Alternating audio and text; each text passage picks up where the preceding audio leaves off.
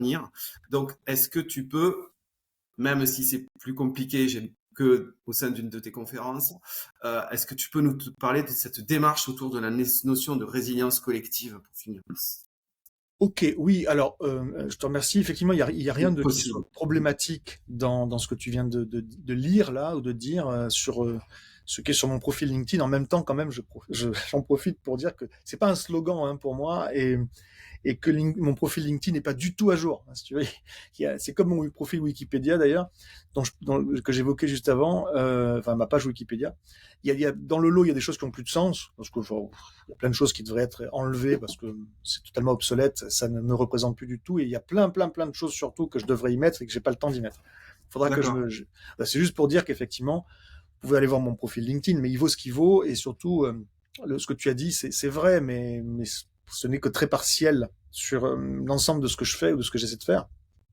Donc, moi, j'essaie effectivement de développer des démarches de transformation collective. Donc, j'explique et j'enseigne, notamment sous forme de formation aussi, beaucoup de formations. Alors, soit pour des réseaux locaux, par exemple, il y a des collectifs citoyens ou des réseaux associatifs qui me font venir, mais aussi c'est beaucoup d'élus et d'agents territoriaux à qui j'enseigne comment on se donne des chances, parce qu'il n'y a rien de magique, hein, une espèce d'approche stratégique globale pour mettre en place un changement.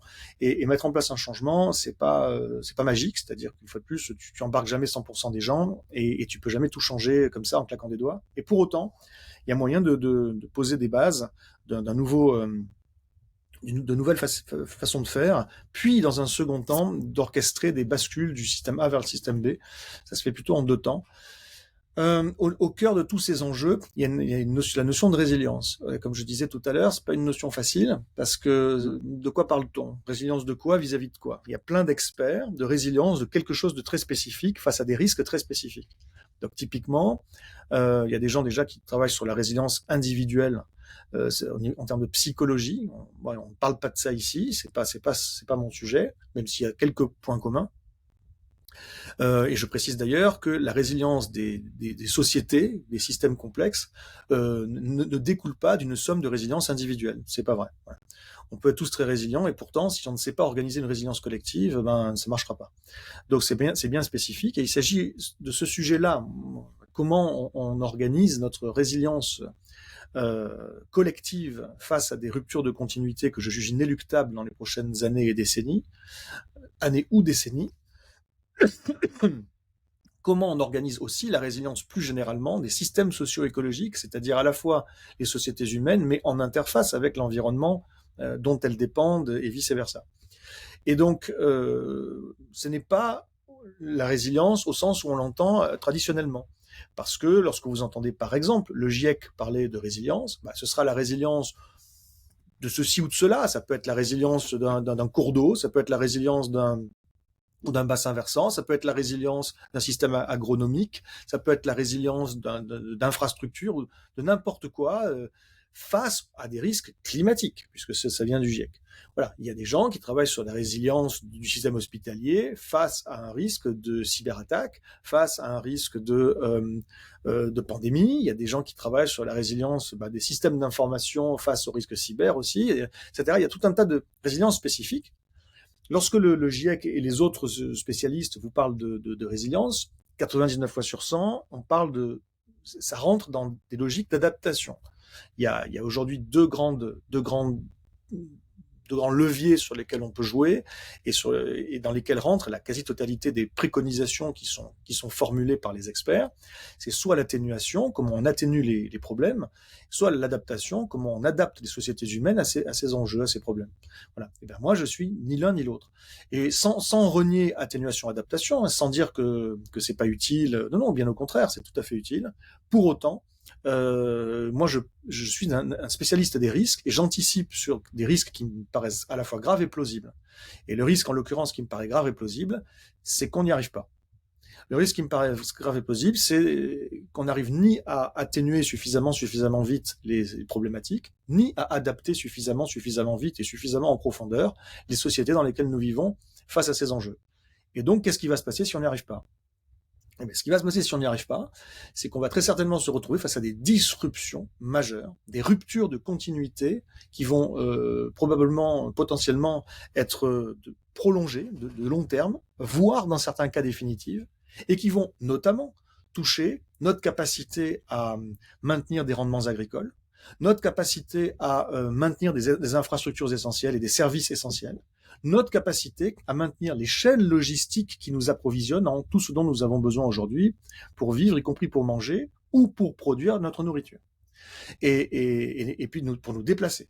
Donc il y a tout un tas d'enjeux liés à ça qui sont de nature différente, puisque tu vois, on ne parle pas que d'écologie, loin s'en faut. On parle de l'organisation des sociétés, on parle des flux logistiques, on parle d'énergie, on parle d'infrastructures, etc. Et de bien d'autres choses encore. C'est pour ça que c'est une approche très multidimensionnelle. Et donc, ma question, c'est effectivement comment on arrive à préparer une résilience face à ces types de risques-là, que j'appelle des risques systémiques, et qui ont la différence majeure avec les risques classiques, que ce ne sont pas des potentielles crises qui seraient limitées dans l'espace et dans le temps, qu'il faudrait gérer lorsqu'elles se présentent, et puis ensuite on essaie de refermer la parenthèse sur ce moment désagréable, et on essaie de revenir à ce qui peut se rapprocher le plus de la normale, de l'équilibre entre guillemets qu'on avait avant la crise. Il ne s'agit pas de ça, il s'agit bien de préparer des processus de délitement, qui sont des processus qui ont déjà commencé, qui vont très probablement s'accélérer, qui en plus interagissent les uns avec les autres, et qui n'ont pas de fin. Voilà, et qui toucheront les sociétés entières, parce que c'est bien notre modèle de société qui arrive au bout. C'est pas voilà, et donc ça, c'est pas du tout quelque chose qui est commun, qui est compris, on va dire, par la grande majorité, même des experts. La grande majorité des experts vont essayer de voir comment on peut, certes, avec quelques changements, aménagements, ajustements, mais comment on peut maintenir les sociétés humaines face à des crises graves. Mais il s'agit pas de ça. Il s'agit de se changer profondément. Il s'agit d'évoluer. Ça doit être transformatif. La résilience est transformative. Ça, c'est pas juste moi qui le dis. Hein. Ça, c'est quand même un cas assez connu des experts de la résilience.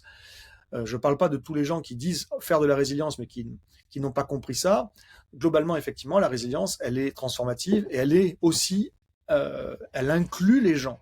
Alors, peut-être pas tout le monde, mais une grande partie des populations concernées. Sinon, c'est pas vraiment de la résilience. La résilience, c'est comme, en tout cas, c'est pas de la résilience du système. Le système, il inclut les gens. Il sera pas résilient si les gens sont pas inclus dans la démarche.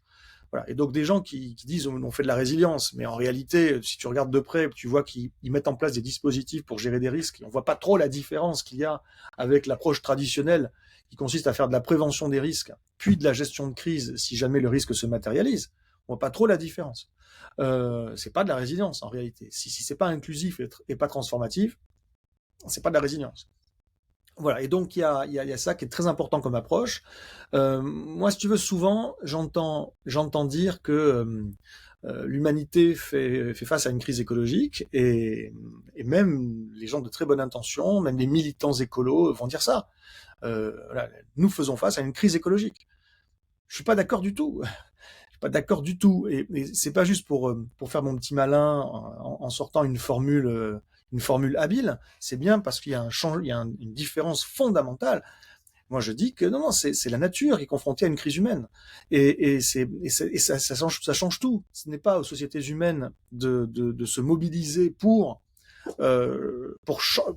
s'attaquer aux problèmes, pour s'attaquer aux crises, mais bien pour s'attaquer à elles-mêmes.